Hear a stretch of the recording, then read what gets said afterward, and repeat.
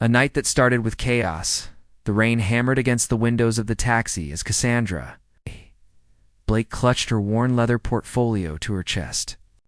Manhattan's lights blurred into streams of gold and silver through the water-streaked glass.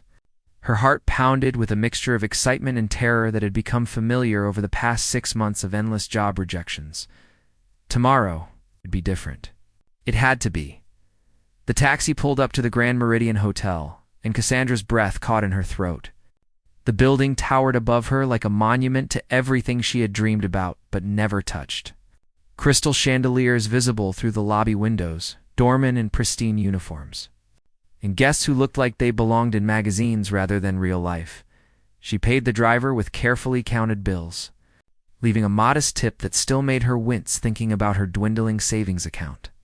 The portfolio felt heavier as she stepped onto the gleaming marble sidewalk, her second-hand heels clicking with false confidence. Inside a different world, the lobby took her breath away. Cassandra had grown up in a cramped Brooklyn apartment where 6 people shared 2 bedrooms. Her mother cleaned offices in buildings like this one, but never stayed as a guest. The contrast between her world and this one felt like standing on opposite sides of a canyon. "Good evening, welcome to the Grand Meridian." The receptionist's smile was practiced but warm. Her nameplate read Jennifer, and her uniform probably cost more than Cassandra's entire wardrobe. "Hey, I have a reservation under Cassandra Blake." Her voice came out steadier than she felt. Jennifer's fingers flew across the keyboard, her perfectly manicured nails clicking softly. "Ah, yes, Miss Blake. We have you in room 1847. Here's your key card." She slid the small plastic card across the marble counter. "Elevators are to your left. Will you need assistance with luggage?" Cassandra glanced at her single backpack and portfolio. "No, thank you. I'm fine." The elevator ride to the 18th floor felt like ascending into a dream. Soft music played, something classical that Cassandra couldn't name but found soothing. She watched the numbers climb, each floor representing a height she had never reached before, both literally and figuratively. The mistake. That changed everything. Floor 18 was silent, except for the soft hum of air conditioning. The carpet beneath her feet was thick and luxurious, muffling her footsteps as she walked down the hallway checking room numbers. 1847. She stopped in front of her room, noticing how her hands trembled slightly as she held the keycard. "Tomorrow changes everything," she whispered to herself. A mantra she had repeated countless times during the long journey from Brooklyn Community College to Parsons School of Design. Working 3 jobs to pay tuition while her classmates complained about their allowances, the keycard slid into the slot. Green light. Click. The room was dark, but even in the shadows, Cassandra could tell something was wrong. This space was enormous, far larger than the modest single room she had scraped together money to afford for one night. Floor-to-ceiling windows revealed the glittering Manhattan skyline, furniture that belonged in design magazines. The faint scent of expensive cologne. Her designer brain registered every detail. This was a suite, probably costing thousands per night. They must have upgraded her by mistake. A small victory before tomorrow's interview. Cassandra set her portfolio down quietly near the entrance. Not wanting to disturb the perfection of the space, she tiptoed toward what she assumed was the bathroom, needing to freshen up after the long subway and taxi ride that had taken her from her neighborhood to this alien world. The moment. Everything shifted. Her hand reached for the light switch when she heard it.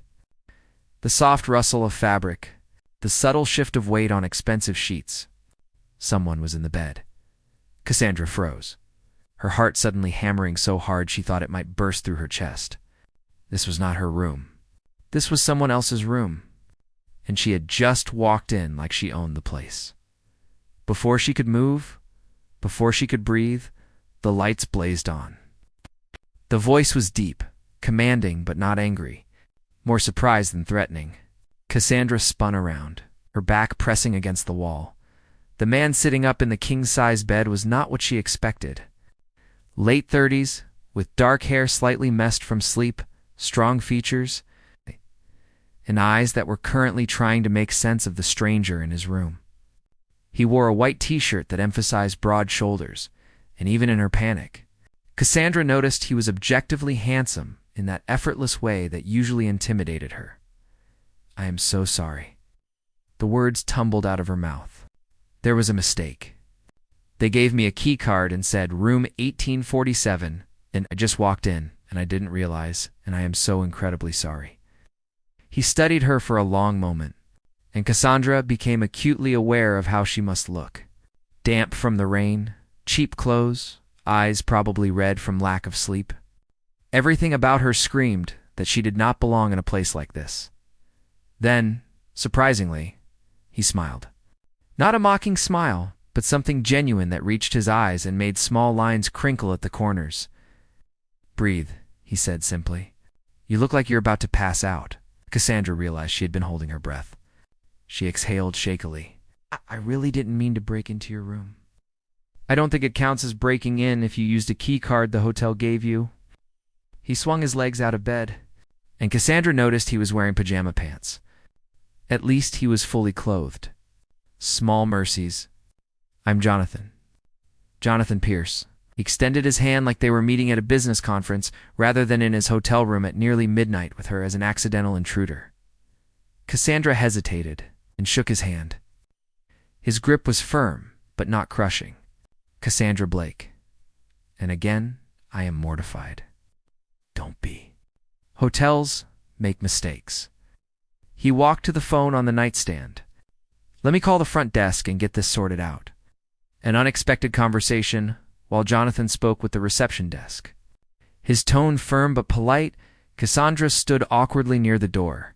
Clutching her backpack like a shield, she could hear the apologetic voice on the other end, explaining that there had been a system error, that her actual room was 1487, not 18 for 7. A simple transposition of numbers.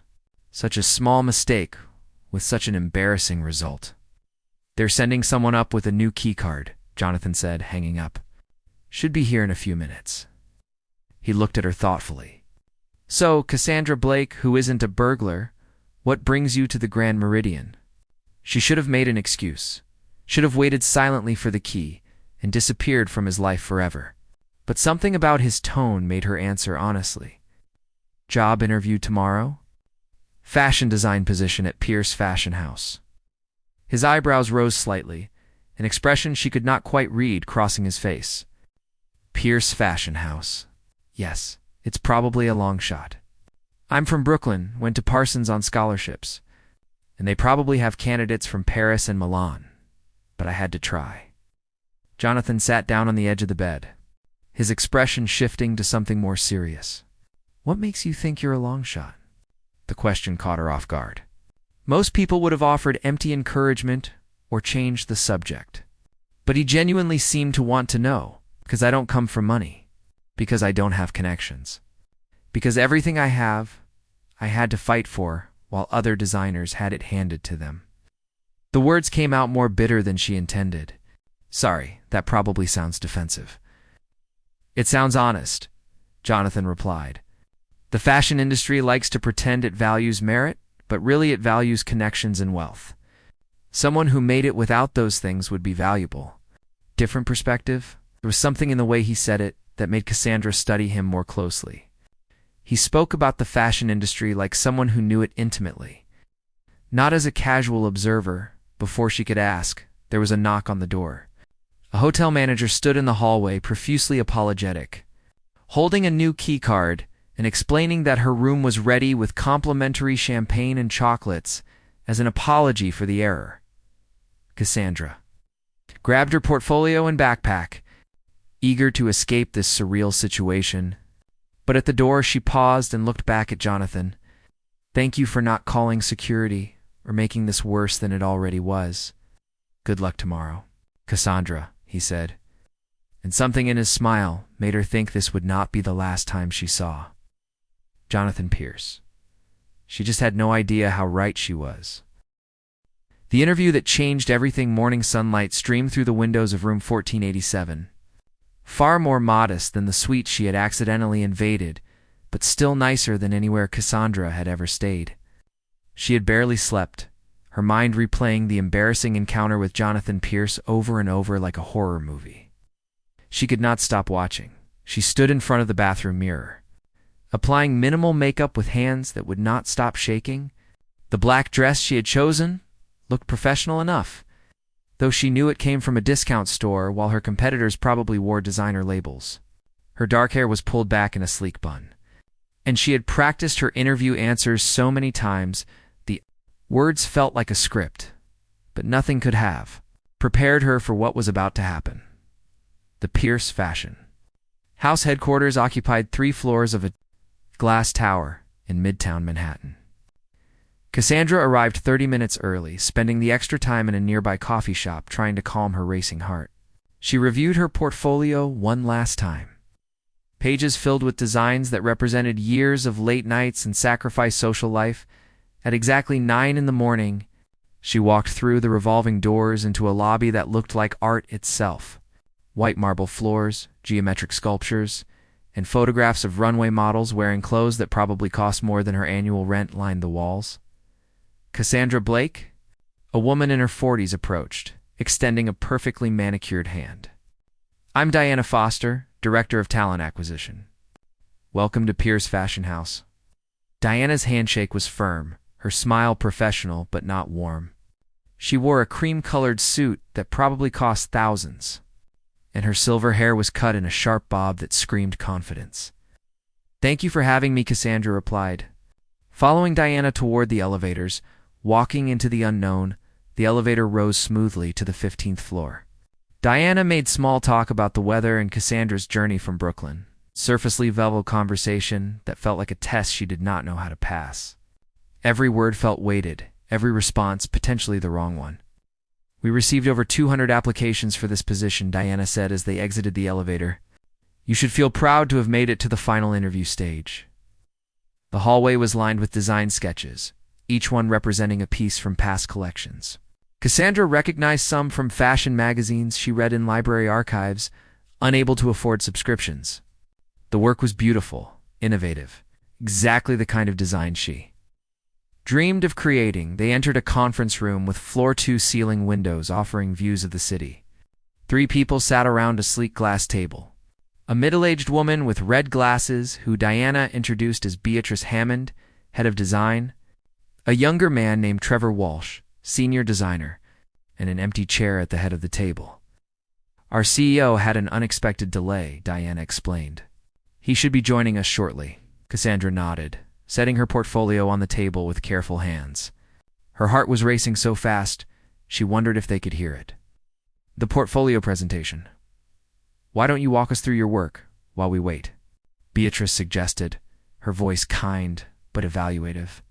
Everything was a test here. Cassandra opened her portfolio, revealing the first design. A cocktail dress that incorporated recycled materials in a way that looked expensive rather than cheap. She had spent 3 months perfecting the pattern. Working late at night, after her waitressing shifts ended, "This piece represents my philosophy about fashion," she began, her voice gaining strength as she entered familiar territory. "I believe beautiful design should not be exclusive to people who can afford luxury prices.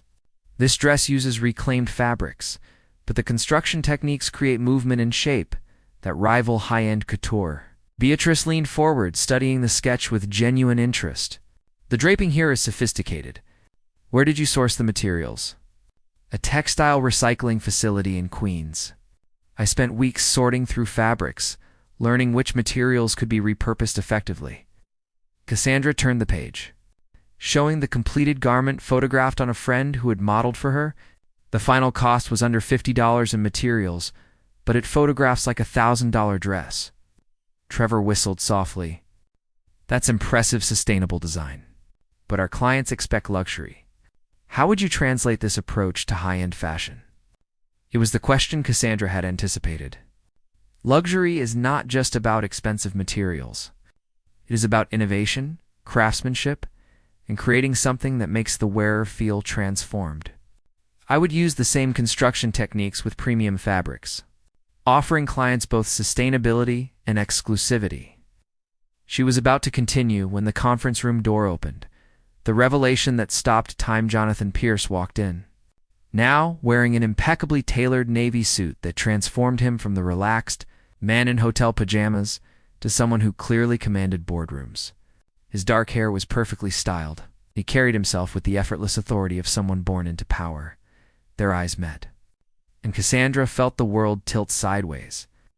"My apologies for the delay," Jonathan said smoothly, taking the seat at the head of the table.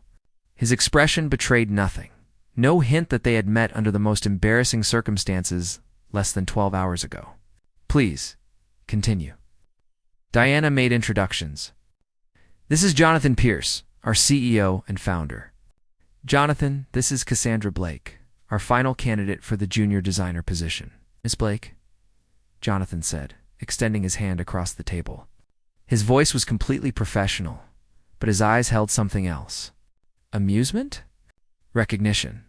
I have heard good things about your portfolio." Cassandra shook his hand, trying desperately to match his professional demeanor. "Thank you, Mr. Pierce." The rest of the interview passed in a blur. Cassandra presented her remaining designs, answered questions about her design process, discussed her experience at Parsons, and her vision for fashion's future. She spoke about accessibility and innovation, about creating clothes that empowered rather than excluded. But through it all, she was intensely aware of Jonathan's presence. He asked thoughtful questions, challenging her ideas without dismissing them. He wanted to know how she would handle criticism, how she would work within budget constraints, how she would balance artistic vision with commercial viability. He never once mentioned their previous encounter, the offer she'd never expected after an hour. Diana thanked her for her time and said they would be in touch within a week. Standard interview closing. The kind that usually meant a polite rejection letter would follow. Cassandra gathered her portfolio, shook hands with everyone, and prepared to leave.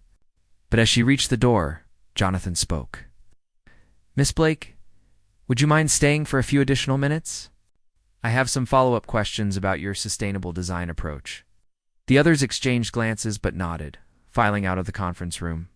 Diana hesitated, but Jonathan gave her a look that clearly communicated he wanted privacy. The door closed, leaving Cassandra alone with the man whose hotel room she had accidentally invaded. The silence stretched between them like a living thing. So Jonathan said finally, leaning back in his chair with a slight smile, "That was unexpected. Had no idea," Cassandra blurted out. "When you said your name last night, I did not make the connection to Pierce Fashion House. I swear. I was not trying to manipulate anything or create some kind of advantage. I know." His voice was gentle. "If you were trying to manipulate the situation, you would have mentioned it immediately, tried to create rapport. Instead, you looked like you wanted the floor to swallow you whole." Despite everything, Cassandra felt a small laugh escape. "That's exactly what I wanted." Jonathan stood and walked to the windows, hands in his pockets. "You're talented, Cassandra. Your portfolio shows real innovation, and your answers during the interview were impressive. Beatrice and Trevor were both leaning toward offering you the position before I even entered the room, but..." Cassandra heard the word hanging in the air, even though he had not said it. "But we have a complication now." He turned to face her. "Last night created a situation that could be perceived as inappropriate. If I hire you, people might think there was favoritism, or that something happened that influenced my decision." Cassandra's heart sank. She had finally reached the opportunity she had dreamed about, only to have it destroyed by a hotel keycard error and the worst luck in the universe. "I understand," she said quietly, fighting to keep her voice steady. "Thank you for considering me anyway. I am not finished." Jonathan's voice stopped her retreat toward the door. "I am going to offer you the position, but with conditions." Cassandra turned back, confused. "You'll work directly under Beatrice, not reporting to me," Jonathan continued. "Your projects will be evaluated by the design team without my input for the first 6 months. I will recuse myself from any decisions about your performance or advancement during that period. This way, no one can claim favoritism." "You are giving me the job?" Cassandra could barely process the words. "You earned it based on your portfolio and interview. The hotel incident was embarrassing for both of us, but it should not cost you an opportunity you deserve. However, there is one more condition." "What is it?" Jonathan's expression shifted to something more personal, less professional. "Complete honesty. If we're going to work together, even indirectly, We need to be clear about boundaries and expectations. Last night was strange and awkward, but it also felt like the first genuine conversation I have had in months. I would like to think we could maintain a professional relationship without pretending that night never happened. Cassandra considered his words carefully. I can do that. Professional boundaries, honest communication, no weird pretending. Good. Jonathan extended his hand. Welcome to Pierce Fashion House, Miss Blake. Diana will send you the formal offer letter and employment contract by end of day. You'll start Monday. Cassandra shook his hand and again felt that electric connection from the night before. But this time, instead of embarrassment, she felt something else. Possibility. Starting a new chapter. The rest of the day passed in a euphoric blur. Cassandra called her mother from the hotel lobby, her voice breaking with happy tears as she shared the news. She walked through Central Park, portfolio in hand, watching families and joggers and street performers like they were all part of a beautiful dream. She was finally living instead of watching from outside. By evening, the employment contract arrived in her email. The salary was more than she had ever imagined earning, enough to move out of her cramped shared apartment, enough to help her mother retire from cleaning offices, enough to breathe without constantly calculating every dollar. But more than the money, it was validation, proof that talent and hard work could overcome lack of connections and resources, proof that she belonged in rooms like the one she had sat in that morning. She replied to Diana's email, accepting the position officially. Then she sat on the hotel bed, the same bed where she had barely slept the night before, and let herself feel the full weight of what had happened in the past 24 hours. A wrong room number had led to the most embarrassing moment of her life. And somehow impossibly, that same moment had opened a door she thought would remain forever closed. The first day. Reality Monday morning arrived too quickly. Cassandra stood outside the Pierce Fashion House building at 7:30, full hour before she needed to be there, watching employees stream through the revolving doors. She had spent the weekend shopping for professional clothes she could actually afford now, settling on simple pieces that looked expensive without breaking her new budget. Her phone buzzed. A text from her mother. So proud of you, Mia. You're going to do amazing things. Cassandra smiled, pocketing the phone and finally walking through those doors as an employee, not a candidate. The security guard checked her new ID badge, and she took the elevator to the 15th floor where the design department lived. Beatrice Hammond was already at her desk. Surrounded by fabric samples and sketches, she looked up as Cassandra approached, her smile warm and welcoming. First day nerves? Beatrice asked knowingly. Absolutely terrified, Cassandra admitted. Good. That means you care. Beatrice stood, gesturing for Cassandra to follow. Let me show you your workspace. The design floor was an open concept space with individual stations that managed to feel both collaborative and private. Large windows flooded the area with natural light, and mood boards covered nearly every wall. Designers worked at drafting tables and computers, some sketching by hand, others using digital tablets. Cassandra's station was in a corner with excellent light, a drafting table already set up with professional tools. That made her discount art supplies look like children's toys. This is incredible, she breathed. You'll be working on accessories initially, Beatrice explained. Handbags, belts, small leather goods. Once you prove yourself, we'll move you toward ready-to-wear pieces. Trevor will be your direct supervisor for day-to-day projects. Learning the rhythm the first 2 weeks were intense. Cassandra absorbed information like a sponge, learning the company's design language, understanding client preferences, studying past collections to identify patterns and themes. She worked late every night, determined to prove she deserved her position. Trevor was demanding but fair, pushing her to refine her designs while respecting her creative instincts. The other designers were friendly, curious about the new hire who had apparently impressed during interviews. She rarely saw Jonathan.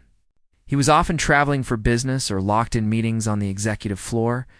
When they did cross paths in hallways or elevators, their interactions were brief and professional. A nod, a polite greeting. Nothing that would suggest they had shared that strange, intimate conversation in a hotel room. But Cassandra felt his presence in other ways. Her projects were challenging, the kind of assignments that stretched her abilities.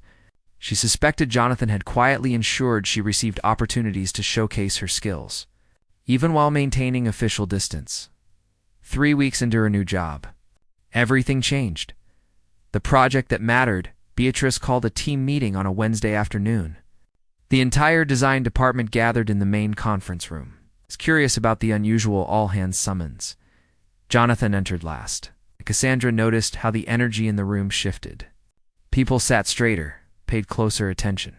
He commanded respect without demanding it. "We have been approached about a special project," Jonathan began, pulling up designs on the large screen.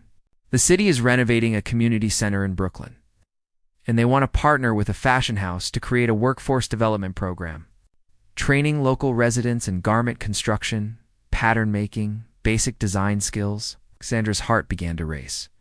This was exactly the kind of initiative she had dreamed about. "The program needs someone to design a capsule collection that participants will learn to construct," Jonathan continued. "Something accessible but professional, teachable but sophisticated. We're looking for a designer who understands both high-end technique and practical application." Eyes found Cassandra across the room. "Miss Blake, I believe this aligns with your interests.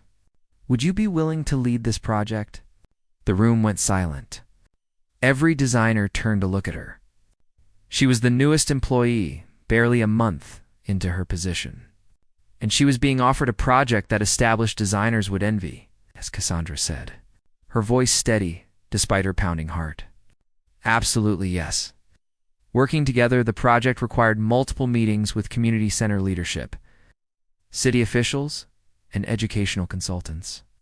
Jonathan insisted on attending these meetings personally, stating that Pierce Fashion House's reputation was on the line, which meant Cassandra found herself spending significant time with the man she had been carefully avoiding. Their first planning meeting was scheduled for Thursday evening at the company's private conference room. Cassandra arrived early, spreading her initial sketches and budget projections across the table. Jonathan entered precisely on time, carrying a leather portfolio and 2 cups of coffee. "Thought you might need this," he said, setting 1 cup in front of her. "You've been working late every night." Cassandra accepted the coffee, surprised. "How did you know that?" "Security logs." At her alarmed expression, he smiled. "I'm not monitoring you specifically. I review building access reports for all employees. But I noticed your pattern. Is that a problem?" "Not as long as you're not burning yourself out." He sat across from her, opening his portfolio. "Show me what you're thinking for the collection." For the next 3 hours, they worked.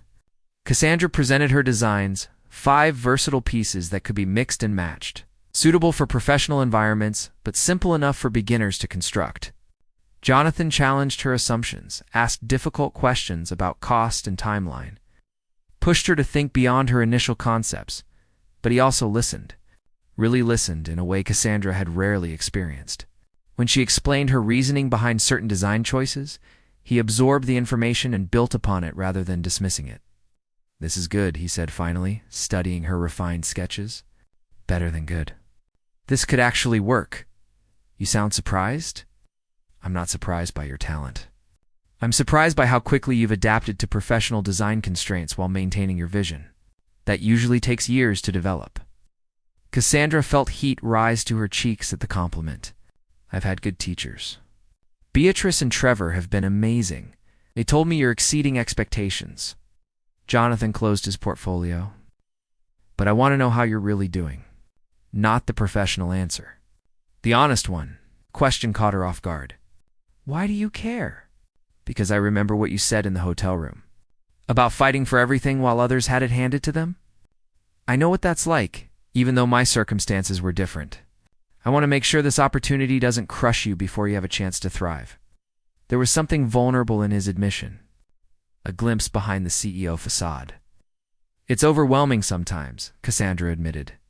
"I look around at the other designers with their expensive clothes and connections, and I wonder when someone will realize I don't actually belong here.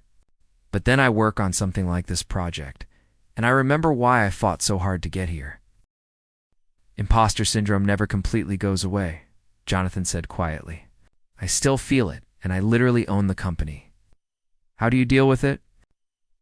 By focusing on the work rather than the doubts. By surrounding myself with people who challenge me to be better. He paused. And by occasionally having honest conversations with someone who understands what it's like to feel out of place. Their eyes met across the table, and Cassandra felt that electric connection again. But this time, it wasn't about awkward circumstances or professional boundaries. It was something deeper, more genuine. The moment everything shifted over the following weeks.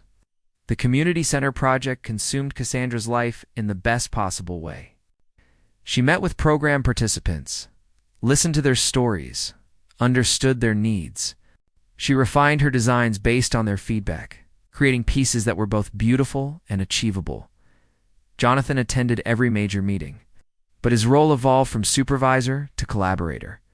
They developed a rhythm of working together, finishing each other's sentences, challenging ideas respectfully, building something neither could have created alone.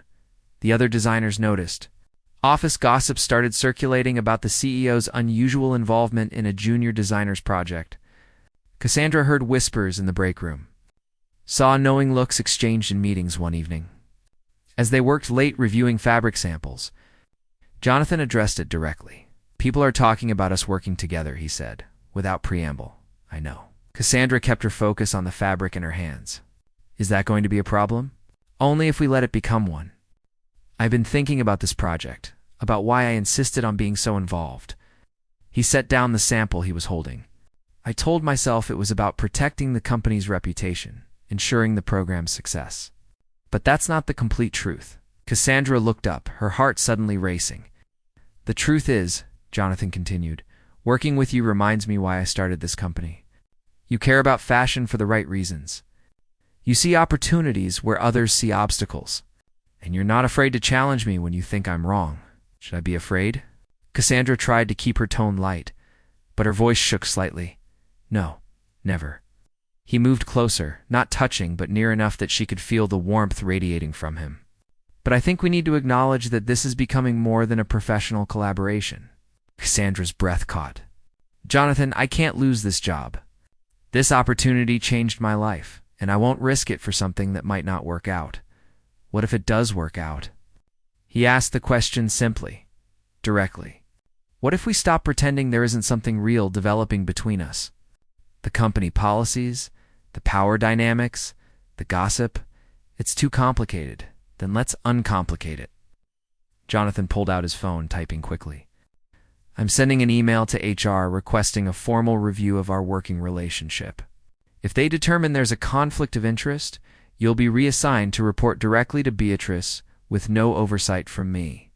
Your position remains secure, regardless of what happens between us personally." Cassandra stared at him. "You would do that?" "I've spent my entire life making calculated decisions, choosing profit over principle, maintaining professional distance over personal connection." His voice was raw with honesty. "And then you walked into my hotel room by accident? Talking about fashion with more passion in 5 minutes than I've felt in years. I'm not letting that slip away because of corporate policy." The decision that changed everything. The community center program launched on a Saturday morning in early spring. 50 participants gathered to receive their materials and begin learning. Cassandra stood at the front of the room, her capsule collection displayed on mannequins. Her designs about to become reality through the hands of people who needed this opportunity. Jonathan stood at the back of the room, watching but not interfering. His presence felt supportive rather than supervisory. A subtle but important distinction. After the opening ceremony, as participants excitedly examined fabric and patterns, Jonathan approached Cassandra. "HR approved the reassignment," he said quietly. "Effective immediately, you report only to Beatrice. I have no professional authority over your position or advancement. Why tell me now? Because now you can make a decision without worrying about job security or professional consequences." He smiled, that genuine expression that transformed his entire face. "So I'm asking Cassandra Blake, who walked into the wrong hotel room and into my life, would you have dinner with me? Not as CEO and employee, but as two people who keep pretending they don't feel something real." Cassandra looked around the room at the participants starting their fashion journey, at the project she had created, at the life she was building through talent and determination. She thought about her mother's sacrifices, her own struggles, the long road that had led to this moment. And then she looked at Jonathan, who had taken a risk by being honest about feelings that complicated everything. "Yes," she said, smiling. "Let's have dinner. But I'm paying for my own meal." Jonathan laughed, the sound warm and genuine. "I wouldn't expect anything else." As they walked out of the community center together, neither as CEO and employee, but as something undefined and full of possibility, Cassandra realized that sometimes the wrong door leads to exactly where you need to be. The accidental encounter had changed everything, not because of chance, but because two people had the courage to build something real from an impossible beginning. The city stretched before them, full of challenges and opportunities. But for the first time in her life, Cassandra felt like she belonged not just in the buildings and boardrooms, but in her own story of success built on merit, passion, and the unexpected connection that made everything else possible.